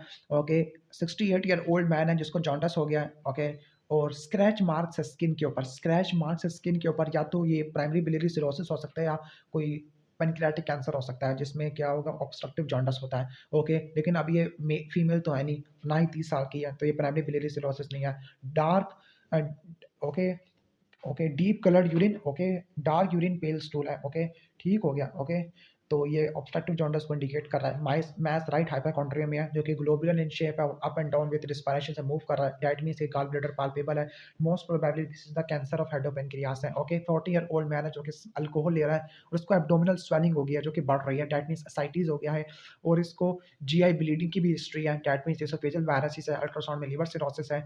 तो अल्कोहलिक इटियोलॉजी को जो इंडिकेट करने वाला सबसे इंपॉर्टेंट साइन होता है, वो डेपाइट्रन कॉन्ट्रैक्चर होता है। ओके, कैपट मोडिसी तो पोर्टल हाइपरटेंशन का पॉइंट होता है कि यहाँ पे आना चाहिए डेपाइट्रन कॉन्ट्रैक्चर। ओके, डेपाइट्रन कॉन्ट्रैक्चर है, पैरोटिडोमेगाली होती है, पैरोटिड ग्लैंड की इनलार्जमेंट होती है। ओके, ठीक है, ये इंडिकेट करते हैं अल्कोहलिक लिवर डिजीज को। इसके बाद है कि jaundice for the last 6 month है, बिलिरुबिन ज़्यादा हो गया है, एएलटी भी ज़्यादा हो गया है, अल्कलाइन फॉस्फेटेस नॉर्मल है, हेपेटाइटिस सी पॉजिटिव है। तो कौन सी ड्रग वायरल इन्फेक्शन को एरेडिकेट करती है। ओके, ओके, तो यहाँ पर बेस्ट ऑप्शन इस इंटरफेरॉन अल्फा ही है, बाकी रिबाविरिन है, इसके अलावा प्रोटीएस इनहिबिटर थे, nucleoside, non nucleoside reverse transcriptase inhibitor वगैरह हमने बताए थे। ओरोफिकल रूट या फिकल ओरल रूट जो होता है ना, वो होता है हेपेटाइटिस ए और ई के लिए होता है, क्लियर। इसके बाद है कि non alcoholic fatty liver disease, ये मेटाबॉलिक सिंड्रोम वाले में देखने को मिलता है और ये सिरोसिस करवा सकता होता है। स्पॉन्टेनियस बैक्टीरियल पैरोटिनाइटिस, ये क्रॉनिक लिवर डिजीज़ की एसाइटिस की कॉम्प्लिकेशन होती है। कोर्स फ्लैपिंग ट्रेमर एस्टरेक्सिस, ये पैटिक एन्केफेलोपैथी में होती है। पैटिक एन्केफेलोपैथी में कंस्ट्रक्शनल एप्रेक्सिया भी देखने को मिलता है। ईईजी में ट्राइफेजिक वेव्स होती है, पुअर कंसंट्रेशन होती है, ड्राउजीनेस होती है, ओके, कन्फीन होती है और कोमे में चला जाता होता है। और ट्रीटमेंट में लैक्टोलॉस, रिफैक्सिमिन और नियोमाइसिन देते हैं। Lactulose is effective in treatment of hepatic encephalopathy because एकिलोन की पीएच को कम कर देता है, अमोनिया की एब्जॉर्प्शन को कम कर देगा। एंटी माइटोकॉन्ड्रियल एंटीबॉडी आपको देखने को मिलती होती है किसमें, लाइक प्राइमरी बिलियरी सिरोसिस के अंदर, ओके। जबकि ऑटोइम्यून हेपेटाइटिस 1 में एएनए और अस्थमा थी, 2 में एंटी एलकेएम थी और 3 में एंटी एसएलए थी। Again acute pancreatitis, serum amylase level should be done, okay. Serum amylase level आपने विद इन द 24 आवर्स कराना होता है, जबकि लाइपेस वाला 3 टू 4 डेज में होता है, क्लियर। इसके बाद नेक्स्ट आते हैं हेपेटाइटिस सी वाला पेशेंट है जिसको सिरोसिस हो गया, डाययूरेटिक पे है, उसको डायरिया हो गया है, डायरिया के बाद ओलिगोयूरिया हो गया है, दैट मीन्स हेपेटोरेनल सिंड्रोम है और यूरिनरी सोडियम काफ़ी ज़्यादा कम हो गया है, ओके। यूरिनरी सोडियम काफ़ी कम हो गया है, 10 मिलीमोल पर डे से कम हो जाएगा, ओके, ठीक हो गया। इसके बाद नॉर्मल साइज किडनीज है, मतलब किडनी का अपना डिजीज़ नहीं था, लीवर के डिजीज़ की वजह से किडनी टारगेट हो गई है, ओके। तो हेपेटोरेनल सिंड्रोम है, तो जो पेशेंट होता है वो बेनिफिट हो जाएगा किस चीज़ से, ओके। तो बेस्ट ऑप्शन इज़, ओके, यहाँ पे इसने सोमैटोस्टैटिन लिखा हुआ है। सोमैटोस्टैटिन तो वैसे ऑक्ट्रियोटाइड होती है, ओके। मैंने वैसे बुक में देखा हुआ है ऑक्ट्रियोटाइड या फिर मिडोट्रेन लिखा हुआ होता है, ओके, ठीक है। और वैसे टर्लीप्रेसन भी लिखा होता है। I think best option should be octreotide, जो कि सोमैटोस्टैटिन एनालॉग्स होती है, ओके। ये मोर्टेलिटी को बढ़ा देती है। इसके बाद नेक्स्ट आ जाते हैं क्वेश्चन नंबर 25 पे आ जाते हैं, ओके। क्वेश्चन नंबर 25 पर है, ओके, हेपेटाइटिस सी वायरस का पेशेंट है जिसको हेपेटोमेसिस और मिलीना मतलब इसोफेजियल वायरसिस हो रहा है। एपिगैस्ट्रिक पेन और अनसर्टेनिटी की हिस्ट्री नहीं है, that means peptic ulcer disease rule out कर दिया। पाल्मर इरिथीमा स्पाइडर निवाई है, ओके। दिस इज द निशानी of cirrhosis, okay. Dullness present है, ओके। एंडोस्कोपिक बैंड लाइगेशन हो रहा है। सेकेंडरी प्रिवेंशन के लिए क्या क्या करते हैं, प्रोपेनोलोल देते हैं, एंडोस्कोपिक बैंड लाइगेशन करते हैं, इंजेक्शन सक्लेरोथेरेपी देते हैं और रिकरेंट ब्लीडिंग में टिप्स करते होते हैं। और टिप्स की क्या कॉम्प्लिकेशन थी, टिप्स की कॉम्प्लिकेशन थी, ओके, हेपेटिक एन्केफेलोपैथी, ओके, क्लियर। इसके बाद नेक्स्ट है कि एब्डोमिनल पेन और फीवर हो रहा है, ओके, और सिरोटिक लिवर डिजीज का पेशेंट और एसाइटिस के लिए ट्रीटमेंट लिया है। मैंने कहा था किसी भी एसाइटिस वाले पेशेंट को अगर फीवर और एब्डोमिनल पेन है तो सबसे पहले आपने सस्पेक्ट करना है स्पॉन्टेनियस बैक्टीरियल पैरोटिनाइटिस को, और इसमें न्यूट्रोफिल 250 से ज़्यादा की होती है, ई कोलाई का कल्चर मिलता है, डब्ल्यूबीसी 500 से ज़्यादा की होती है, क्लियर। तो एसबीपी होता है और एसबीपी में ट्रीटमेंट के लिए सिफोटैक्सिम और सेफ्ट्राक्सोन और प्रोफाइलैक्सिस के लिए सिप्रो और न्यूफ्लॉक्सासिन इस्तेमाल करते होते हैं, क्लियर। इसके बाद है कि 40 ईयर ओल्ड फार्मर है जिसको हाई ग्रेड फीवर और पेन हो रहा है राइट क्वाड्रेंट ऑफ लीवर के अंदर, ओके। हाई ग्रेड फीवर है, टेंडनस है और एब्सेस मिल गई है लेफ्ट लोब ऑफ लीवर के अंदर, ठीक हो गया, ओके, ठीक है। तो यानी कोई लीवर एब्सेस हो चुका है, क्लियर। तो व्हाट इज़ ट्रीटमेंट ऑप्शन, तो best treatment option for liver abscess क्या होगा, आपने क्या करना है, ड्रेनेज करना है, कल्चर सेंसिटिविटी करना है और एंटीबायोटिक थेरेपी स्टार्ट करनी है। Most probably this should be a pyogenic liver abscess होगा, कोई बैक्टीरिया की वजह से बन गया। इसके बाद है कि प्रोराइटिस है 42 ईयर ओल्ड फीमेल में, दैट मीन्स ये प्राइमरी बिलियरी सिरोसिस हो सकता है, वेट लॉस हो गया, इंटरमिटेंट डायरिया है, ओके, ठीक है। और इसको इक्टरस है, स्पाइडर एंजियोमास है, नोड्यूलर लीवर है उसको, यानी लीवर हेपेटोमेगाली आपको देखने को मिल रही है, सस्पिशियस है सिरोसिस का। तो कौन सी इन्वेस्टिगेशन फाइंडिंग आपको मिलनी चाहिए, ओके। तो हाइपर कोलेस्ट्रोलीमिया आपको मिलना चाहिए और जेंथलिस्मा मिलना चाहिए और एंटी माइटोकॉन्ड्रियल एंटीबॉडी भी, ओके। नेक्स्ट एक पेशेंट है जिसको, जो कि सिरोसिस वाला पेशेंट है, वो डिटोरिएट हो रहा है, कन्फ्यूजन हो रही है और डिटोरिएटिंग एसाइटिस है, माइल्डली जॉन्डस है, ओके, ठीक है। इसके अलावा फ्लैपिंग ट्रेमर्स भी हो रहे हैं, ओके, सही है। आउटस्ट्रेच हैंड की एसाइटिस है, ओके। और सबसे इंपॉर्टेंट चीज़ है, जब एसाइटिस टैप किया तो जो सेल्स मिले डब्ल्यूबीसी वो 500 से ज़्यादा किया और न्यूट्रोफिल 250 से ज़्यादा किया है, दैट मीन्स ये क्या है, ये एसबीपी है। तो एसबीपी में आपने सिफोटैक्सिम या सेफ्ट्राक्सोन देना होता है। इसके अलावा प्रिवेंशन में आपने सिप्रोफ्लॉक्सासिन और नियोफ्लॉक्सासिन देनी होती है, क्लियर। इसके बाद है कि मिस्टर आर है, मिस्टर आर कौन होगा, okay. Yellowish discolouration of eyes in the month of Ramzan, okay. Fasting में, एक्सरसाइज में, अल्कोहल ड्रिंकिंग में जो एसिम्प्टोमेटिक जॉन्डिस होता है इसको बोलते हैं हम Gilbert syndrome, okay. Complaints of 3 episode of haematemesis और melaena, okay. Upper GI bleed हो रहा है, सीएलडी का केस है, ओके, सही है। Colonoscopy on endoscopy there are oesophageal varices, oesophageal varices के लिए बेस्ट ट्रीटमेंट ऑफ चॉइस क्या होता है, एंडोस्कोपिक बैंड लाइगेशन होती है, ओके, एंडोस्कोपिक बैंड लाइगेशन होती है, ओके। नेक्स्ट है 23 ईयर ओल्ड बॉय है with complaints of involuntary jerky semi purposeless movement, okay. तो इसको कोरिया बोलते हैं, ओके। उसको उसकी एल्डर सिस्टर को लीवर डिजीज का था, इसका मतलब फैमिली हिस्ट्री है, डेट मीन्स ये विल्सन डिजीज हो सकता है। टोन सारे लिम्स में इंक्रीज्ड है, ओके, ठीक है। और there is no focal neurological deficit, focal neurological deficit नहीं होता। Okay, which of the following is complication of this disease है। ओके, तो विल्सन डिजीज़ में आपको क्या देखने को मिल सकता है? ओके, विल्सन डिजीज़ में ऑस्टियोपोरोसिस देखने को मिल सकता है। इसका मैकेनिज़्म मुझे नहीं पता कि ऑस्टियोपोरोसिस कैसे होगी। बैरी एन्युरिज्म भी नहीं हो सकता, प्रीमैच्योर एथेरोस्क्लेरोसिस भी नहीं हो सकती, लेकिन है ये विल्सन का और विटामिन डी डेफिशिएंसी बनाया हुआ आंसर इसका। ओके, चलो ठीक है। फिर इसके बाद है कि हाई ग्रेड फीवर है, एब्सेस है, तो वंस अगेन आपने ड्रेनेज कल्चर सेंसिटिविटी आपने करानी होती है। इसके बाद fever, vomiting, loss of appetite, anorexia है और राइट अपर क्वाड्रेंट पेन है। ओके, तो ये क्या होगा? टेंडर हेपेटोमेगाली, ईएसटी एलिवेटेड है, एएलटी भी ज़्यादा है, दैट मीन्स कि ये क्या है? एक्यूट वायरल हेपेटाइटिस है। Okay, following are the complication of portal hypertension. तो पोर्टल हाइपरटेंशन से आयरन डेफिशिएंसी एनीमिया नहीं होगा अनलेस एंड अनटिल बहुत ज़्यादा ब्लीडिंग हो जाए यूसोफेजियल वायरस से। इसके बाद है 40 ईयर ओल्ड वुमन है जिसको फटीग और प्रोराइटिस है। यहीं तक पढ़ो, बस डायग्नोज कर लो। प्राइमरी बिलियरी सिरोसिस है, राइट अपर क्वाड्रेंट में डिस्कम्फर्ट है, बोन पेन हो रहा है। क्यों हो रहा है? Osteoporosis, osteomalacia due to steatorrhoea. Okay, mildly jaundice है, टेंडर लीवर है। ओके, एएलटी और एएसटी ठीक है, लेकिन एल्कलाइन फॉस्फेटेस का लेवल ज़्यादा है, दैट मीन्स ये कोलिस्टैटिक जॉन्डस है, तो ये प्राइमरी बिलियरी सिरोसिस होता है। Okay, clear. इसके बाद 26 ईयर ओल्ड फीमेल है, 34 वीक्स ऑफ जेस्टेशन पे आई है with hypertension and protein urea and fluid retention है। ओके, ठीक हो गया, हाइपरटेंशन, प्रोटीन यूरिया और फ्लूइड रिटेंशन है। ओके, तो लग तो रहा है कि ये कोई प्री क्लैम्सिया का केस है। ओके, ब्लड टेस्ट में पता लगा कि बिलिरुबिन 3 मिलीग्राम है। ओके, बिलिरुबिन ज़्यादा है, एएलटी का लेवल भी ज़्यादा है, अल्कलाइन फॉस्फेटेस ठीक पड़ा हुआ है। ओके, यानी कोई लीवर को कोई डिजीज टारगेट कर रहा है। लो एचबी है, फ्रेगमेंटेड आरबीसी है और डी डायमर पे रेस्ट है। Okay, what is our diagnosis? Okay, तो ये प्री क्लैम्सिया की वजह से क्या होगा? Acute fatty liver of pregnancy आपको देखने को मिलेगा। ओके, सही हो गया। हेल्प सिंड्रोम क्यों नहीं होगा? क्योंकि उसमें आपको लो प्लेटलेट्स मिलने चाहिए थे। ओके, इसके बाद नेक्स्ट आगे चलते हैं। नेक्स्ट आगे है okay, 60 year old man with alcoholic liver disease. Okay, alcoholic liver disease है, अपर जीआई ब्लीड हो रहा है, secondary to the oesophageal varices है। ओके, तो प्रिवेंशन के लिए क्या करोगे? आप प्रोपेनोल दे दोगे, बीटा ब्लॉकर है। ठीक है, इसके अलावा एंडोस्कोपिक बैंड लाइगेशन और टिप्स भी आ रहा है।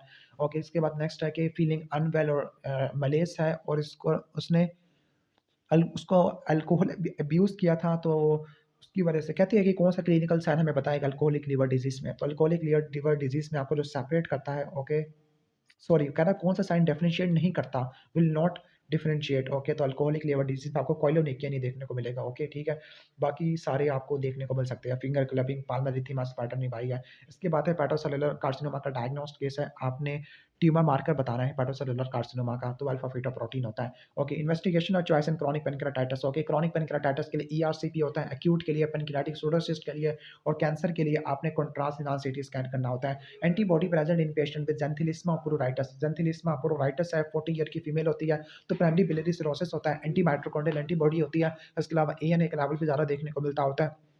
लीवर बायोप्सी कराओगे।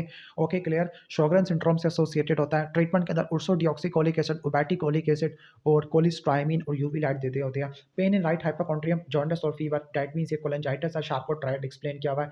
इंटरवेंशन इन पेशेंट हिमोडायनेमिकली स्टेबल है फॉर टर्ली प्रेसिन है। ओके, ठीक है, टर्ली प्रेसिन दे दिया और पेशेंट हिमोडायनेमिकली स्टेबल है, तब आपने वेरिसियल बैंड लाइगेशन करनी होती है। ठीक है, इसके अलावा स्क्लेरोथेरेपी है, बैलून टेम्पोनार्ड और टिप्स भी कर सकते हैं। Investigation in suspected liver disease है, तो सस्पेक्टेड लिवर डिजीज में आपकी लीवर बायोप्सी आ जाती है। Okay, increase unconjugated bilirubin. Okay, unconjugated bilirubin आपको गिलबर्ट सिंड्रोम में होता है, एसिम्प्टोमेटिक जॉन्डिस होगा, फास्टिंग में, एक्सरसाइज में, अल्कोहल में। ओके, एसबीपी में क्या होता है? एसबीपी में डब्ल्यूबीसी ना 500 से ज़्यादा की होगी, न्यूट्रोफिल 250 से ज़्यादा का होगा, ई कुलाई का कल्चर मिलेगा। ट्रीटमेंट में आईवी सिफोटैक्सिम और सेफ्ट्राक्सोन और प्रोफाइलैक्सिस में सिप्रोफ्लोक्सासिन और न्यूफ्लोक्सासिन है। क्रॉनिक पेनक्रेटाइटिस में ईआरसीपी करते हैं। ड्रग्स फॉर हेपेटाइटिस सी, डक्लाटेस्विर है। ओके, डक्लाटेस्विर। ओके, इसके अलावा और कौन-कौन सी ड्रग होती है? ओके, इससे पहले मैंने डेसाबिविर भी बताया था। डेसाबिविर नॉन न्यूक्लियोसाइड से बिलॉन्ग करता है। ओके, ठीक है। इसके अलावा न्यूक्लियोसाइड में मैंने सोफिस्बिविर बताया था और प्रोटीएस इनहिबिटर में मैंने बताया था boceprevir, telaprevir. Okay, clear, almost ये हो जाएगा। Window period for hepatitis B. Window period एक वो पीरियड होता है जिसमें ना ही सरफेस एंटीजन होता है, ना ही कोई सरफेस एंटीबॉडी होती है। फिर कैसे डायग्नोस करोगे? आईजीएम कोर एंटीबॉडी को देखोगे। डायबिटिक है, ओबीस पर्सन है with band around the neck. Okay, diabetic है, ओबीस भी है, नेक में ब्राउन बैंड है, ब्रॉन्ज पिगमेंटेशन सी लगी हुई है। ओके, तो ये हीमोक्रोमेटोसिस में देखने को मिल सकती है। Okay, pulmonary embolism plus okay, pulmonary embolism यानी कोई कोई हाइपरकोगुलेबल स्टेट है। ओके, ट्रायड ऑफ हेपेटोस्प्लीनोमेगाली, एसाइटिस और एब्डोमिनल पेन। ओके, तो ये आपको बुट-चारी सिंड्रोम में देखने को मिलता होता है। क्लियर? बुट-चारी सिंड्रोम हाइपरकोगुलेबल स्टेट की वजह से होती है। ओके, और इसमें हेपेटिक वेन की थ्रोम्बोसिस होती है। Person with hepatitis C, okay, कभी भी ब्लड को डोनेट नहीं कर सकता। ओके, क्योंकि इसका ब्लड के ज़रिए फैलता होता है, हेपेटाइटिस बी का और सी का। डायबिटिक है और आपको शार्कोट्रायड मिल रहा है, तो आपने पायोजेनिक लिवर एब्सेस लगा देना होता है। Okay, best investigation for alcoholic patient है, वेट लॉस, एसाइटिस और हिपैटोमेगाली। बेस्ट इन्वेस्टिगेशन क्या होती है? अल्कोहलिक लिवर डिजीज या सिरोसिस में आपने बायोप्सी लेनी होती है, एंडोस्कोपिक बायोप्सी है। ज़ेंथिलिस्मा है, प्रोराइटिस है, प्राइमरी बिलियरी सिरोसिस में तो एंटी माइटोकॉन्ड्रियल एंटीबॉडी होती है। 250 से ज़्यादा न्यूट्रोफिल आ गया, प्रोटीन बढ़ रही है, तो एसपीपी है। ओके, हेपेटाइटिस बी में कौन सा टेस्ट करते हैं? कोर एंटीबॉडी करते हैं, सरफेस एंटीजन और सरफेस एंटीबॉडी करते हैं। सीरम लाइपेस से एक्यूट पैंक्रियाटाइटिस के लिए होता है। क्लियर? ई एंटीजन क्या शो करता है? इन्फेक्टिविटी मार्कर होता है, रेप्लिकेशन मार्कर होता है, क्वालिटेटिव होता है, जबकि क्वांटिटेटिव में आप पीसीआर करते हो for hepatitis B virus DNA के लिए। मिडिल एजेड वुमेन है विद प्रोराइटिस है, तो प्राइमरी बिलियरी सिरोसिस है। अगर हेपेटिक सिरोसिस वाला पेशेंट है, उसको ओलिगोयूरिया हो रहा है और क्रिएटिनिन का लेवल बढ़ रहा है, तो हेपेटोरेनल सिंड्रोम होता है। Diagnostic investigation for autoimmune hepatitis. Autoimmune hepatitis के लिए कौन सी होती है? अस्थमा होती है, एंटी स्मूथ मसल एंटीबॉडी होती है। क्लियर? टाइप 1 में एएनए और अस्थमा होती है, टाइप 2 में एंटी एलकेएम होती है और टाइप 3 में एंटी एसएलए होता है। Rest EST with neurological deficit. Okay, neurological deficit और लीवर के एंजाइम एलिवेटेड है, तो ये विल्सन डिजीज हो जाएगा। Alcoholic and pain in left. अच्छा, विल्सन में क्या इस्तेमाल करते हैं? पेनिसिलामीन है, ट्राइएंटीन है, जिंक है, ये देते होते हैं। क्लियर? और कॉपर वाली डाइट्स को आपने अवॉइड करना है, फॉर एग्जांपल चॉकलेट्स है, बीन्स है, लीवर है। अल्कोहलिक है, pain left upper quadrant. Okay, और नॉजिया और वॉमिटिंग हो रही है। ओके, अल्कोहलिक है और लेफ्ट अपर क्वाड्रेंट में पेन हो रहा है, ठीक है, एपिगैस्ट्रिक वाली एरिया में, तो ये पेनक्रियाटाइटिस में पॉसिबल है। डिरेंज एलएफटी है। ओके, सीएनएस के सिम्टम है, लाइक सिम्टम्स है, लाइक आपको like tremors, Korea, dystonia, parkinsonism, dementia, ये सब कुछ मिल रहा है। कोरिया मिल जाए ना, वो भी इनफ है, तो ये विल्सन डिजीज को इंडिकेट करता है। हेपेटोलेंटिकुलर डिजनरेशन होती है, केसर फ्लैशरिंग होती है, इसमें सिरालोप्लाज्मिक कराते हैं जो कि कम होता है। यूरिनरी कॉपर एक्सक्रीशन कराते होती है। ओके, वो आपको ज़्यादा देखने को मिलती होती है। इसके अलावा हेपेटिक बायोप्सी भी ले सकते हैं। ओके, हिपैटोलॉजिकल डिसऑर्डर है, for example sickle cell anaemia होगा, ऑब्स्ट्रक्शन या कैंसर की वजह से, या सीओसीपीज है, इन सब की वजह से बुट-चारी सिंड्रोम हो सकता है। क्लियर? बुट-चारी सिंड्रोम में हेपेटिक वेन की थ्रोम्बोसिस होती है, लीवर की ट्रांसप्लांट करनी होती है और इसमें ट्रायड होता है, हेपेटोस्प्लीनोमेगाली का, एसाइटिस का और राइट अपर एब्डोमिनल पेन, राइट हाइपोकॉन्ड्रिया में पेन होता है। क्लियर? इसके बाद प्रोटीन कंटेंट अगर 0.8 है, ओके, यानी प्रोटीन कंटेंट है 0.8 है, प्रोटीन 2 कितनी होती है? 2.5 होती है। ओके, तो ये ट्रांसुडेटिव एसाइटिस है, जिसमें 1.1 ग्राम पर डेसीलीटर से ज़्यादा होता है सीरम एल्ब्यूमिन एसाइटिस ग्रेडिएंट, और अगर ये 2.5 से कम हो, दैट मीन्स लीवर सिरोसिस है। क्लियर? सही हो गया। इसके बाद नेक्स्ट आगे चलते हैं, वर्स्ट प्रोग्नोसिस ऑफ पेनक्रियाटाइटिस, तो पेनक्रियाटिक नेक्रोसिस है या मल्टी ऑर्गन डिसफंक्शन सिंड्रोम है। इंक्रीज अनकॉन्जुगेटेड बिलिरुबिन है, तो वो गिलबर्ट सिंड्रोम होता है। 2 दिन की जॉन्डिस की हिस्ट्री है, ओरोफिकल ट्रांसमिशन है। ओके, और हेपेटाइटिस ई का इन्फेक्शन पॉसिबल है, तो आपने आईजीएम कराना होता है एक्यूट फेस में, और क्रॉनिक में आपने आईजीजी कराना होता है। Late stage of primary biliary cirrhosis. Okay, तो प्राइमरी बिलियरी सिरोसिस की जो लेट स्टेज होती है वो ऑब्स्ट्रक्टिव जॉन्डिस और सिरोसिस करवा देती है। Complication of non alcoholic fatty liver disease cirrhosis है। ओके, और non alcoholic fatty liver disease में कहने का मतलब है ट्रीटमेंट क्या देती है? फार्माकोलॉजिकल था, नॉन फार्माकोलॉजिकल, लाइक ड्रग्स आप देते थे, लाइक स्टैटिन्स था, एआरबीज आप देते थे, और इसके अलावा एंटी हाइपरटेंसिव था, और पियोग्लिटाजोन, विटामिन ई देते थे। ओके, इसके बाद है हिपैटोसेलुलर कार्सिनोमा, और फेरेटिन का लेवल ज़्यादा है। फेरेटिन का लेवल आपको हीमोक्रोमेटोसिस में देखने को मिलता होता है। ओके, टीआईबीसी कम हो जाती है, बाकी 3 चीज़ें बढ़ जाती है। शार्कोट्रायड एक्यूट कोलेंजाइटिस में होता है, रिनोल पेंटाइड भी एक्यूट कोलेंजाइटिस में होता है। वॉमिटिंग है, पेन है आफ्टर कोलिसिस्टाइटिस। ओके, ये कैसा सवाल है? कोलिसिस्टाइटिस की बाद पेन और वॉमिटिंग हो रही है। वैसे लाइपेज तो पेनक्रियाटाइटिस के लिए करते हैं। पता नहीं, अजीब सा सवाल है। वीनस ऑक्लूजन, एसाइटिस और हेपेटोस्प्लीनोमेगाली, बुट-चारी सिंड्रोम है। Okay, positive smooth muscle antibody है। ओके, लाइकली ऑटोइम्यून हेपेटाइटिस लग रहा है, तो आपने नेक्स्ट इन्वेस्टिगेशन क्या करानी है? एलएफटीज आपने करानी होती है। Okay, not given in hepatic encephalopathy, not given in hepatic encephalopathy, oral लैक्टोलोज नहीं बल्कि लैक्टोलोज का अनीमिया देते हैं। ओके, हेपेटाइटिस बी है, हेपेटाइटिस बी का super infection by hepatitis D से हो सकता है, को इन्फेक्शन या सुपर इन्फेक्शन हो सकता है। ओके, ठीक है। लीस्ट हेपेटोटॉक्सिक ड्रग होती है एटीटी में, तो इथेम्ब्यूटोल होती है। हेमाटोमेसिस में आपने बेरियम स्वैलो नहीं करना, अदरवाइज आपको एस्पिरेशन देखने को मिल सकती होती है। Okay, not a cause of pancreatitis, हाइपरनेट्रीमिया की वजह से नहीं होती, हाइपरकैल्सीमिया की वजह से होती है। डायबिटिक पेशेंट और शार्कोट्रायड है, तो पायोजेनिक लीवर एब्सेस है। क्लियर एसाइटिक फ्लूइड है, तो इस सिरोसिस में है। ओके, और अगर क्लाउडी टर्बिड होता है, तो वो एसबीपी में देखने को मिलता होता है। Faecal oral route of transmission है, और मोस्ट कॉमन कॉजेस चिल्ड्रन में होता है, ओवर क्राउडिंग और सैनिटेशन की वजह से होता है, तो हेपेटाइटिस ए होता है। मिडिल एजेड लेडी है, प्रोराइटस ज़ेनिथिलिस्मा और डिरेंज एलएफटी है। ओके, तो प्रोराइटस ज़ेनिथिलिस्मा और derange LFT primary biliary cirrhosis में होती है। एंटी माइटोकॉन्ड्रियल और अस्थमा होती है। हाइपरकोलेस्ट्रोलेमिया भी आपको देखने को मिलता है। अस्थमा एंटी एल्कियम एंटी एसएलए ये आपको उसमें भी देखने को मिलती थी ऑटोइम्यून हेपेटाइटिस में। Patient with history of liver cirrhosis, fever, abdominal pain और ड्राउजीनेस है। ओके, तो ये स्पॉन्टेनियस बैक्टीरियल पैरोटिनाइटिस होता है। ट्रीटमेंट में आईवी सीफोटैक्सिम सेफ्ट्राइक्सोन प्लस एल्ब्यूमिन है। और प्रोफाइलैक्सिस में सिप्रोफ्लॉक्सासिन नियोफ्लॉक्सासिन आती है। पेरिटोनियल फ्लूइड एग्जामिनेशन में हाई प्रोटीन है, न्यूट्रोफिल 250 से ज़्यादा की होती है। टर्बिट आपको एसाइटिस देखने को मिलता होता है। क्लियर। इसके बाद है कि पेशेंट विद अनकॉन्जुगेटेड बिलिरुबिन है और कोई भी प्रॉब्लम नहीं है फास्टिंग में, एक्सरसाइज में और स्ट्रेस लेने में, और कहने का मतलब अल्कोहल लेने से बढ़ जाता है बिलिरुबिन, तो वो गिलबर्ट सिंड्रोम होता है। लिवर सिरोसिस की हिस्ट्री है, ओलिगोयूरिया और डिरेंज आरएफटी है। स्पेसिफिकली क्रिएटिनिन 2.5 से बढ़ जाना, यूरिन सोडियम 10 से कम हो जाना, और इसके अलावा urine plasma osmolality ratio, okay, urine to plasma osmolality ratio 1.5 से बढ़ जाना। ओके, तो ये इंडिकेट करता है कि हिपैटोरीनल सिंड्रोम है। ट्रीटमेंट क्या है? टर्लीप्रेसिन प्लस एल्ब्यूमिन है। ओके, चलो ठीक है, टर्लीप्रेसिन लिख दिया है। और लीवर ट्रांसप्लांट करेगी और टिप्स देगी ट्रीटमेंट ऑफ चॉइस में। ओके, ठीक है।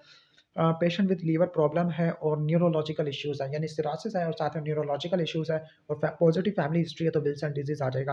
History of hyper coagulation of OCP, और ओसीपी को यूज़ करने की वजह से राइट हाइपोकॉन्ड्रिया में पेन है, साइटिस और हिपैटोमीगाली है तो बुट चारी सिंड्रोम होता है।